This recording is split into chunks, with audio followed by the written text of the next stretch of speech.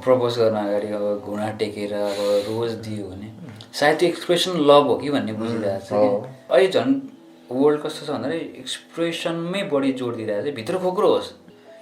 भित्र चाहिँ एउटा शरीरले अर्को शरीर खोजिरहेको होला तर अब बाहिर एक्सप्रेसन हुनु पऱ्यो कि अनि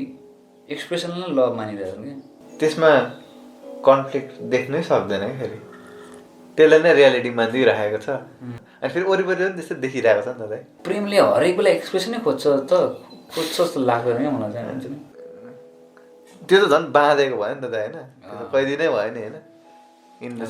बाहिर माइन्डको कैदी भएन ओ 10 वर्ष भयो रिलेसन बस्यो ओ मान्छेले समयसँग जोडिरहेको छ एउटा कपाल 10-15 वर्ष बस्यो अरे सँगै होइन अनि त्यो सँगै बस्नु नै प्रेम भन्ने सोचिरहेको छ क्या अनि के त्यत्रो बिच 15 वर्ष बिच बस्दाखेरि 14 वर्ष झगडै गरेर बसिरहेको कि एकअर्कासँग भित्र एकदमै मनमुटाव भएर बसिरहेको छ कि मान्छेले यस्तो चिज खोजिरहेको जस्तो मान्छेको माइन्डले चाहिँ यस्तो चिज खोजिरहेको पनि रहेको होला कि जस्तो उहाँले केही चिज मसँग होस् जुन लगातार होस् क्या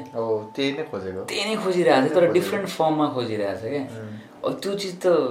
अर्को मान्छेले पुरा गर्न सक्दैन नि त लगातार फिजिकली साथ त होला रे फिजिकली साथ त बस्ला रे मर्दसम्म बस्ला रे ओल्ड एजसम्म बस्ला रे फिजिकली साथ तर साइकोलोजिकली साथ हुन्छ त हुँदैन साइकोलोजी ऊ आफ्नैसँग साथ हुँदैन ऊ आफै पछि एउटा कन्फ्युजन छ भने ऊ आफैसँग जोड्या हुँदैन भने चाहिँ अर्को मान्छेसँग कसरी जोडिनु कि सँगै बस्नु ठुलो होइन त सँगै प्रेमपूर्वक शान्तिपूर्वक बस्नु ठुलो कुरा हो क्या उसलाई टाइम पुऱ्याउनु छ क्या त्यसको 10 म त भर्खर 5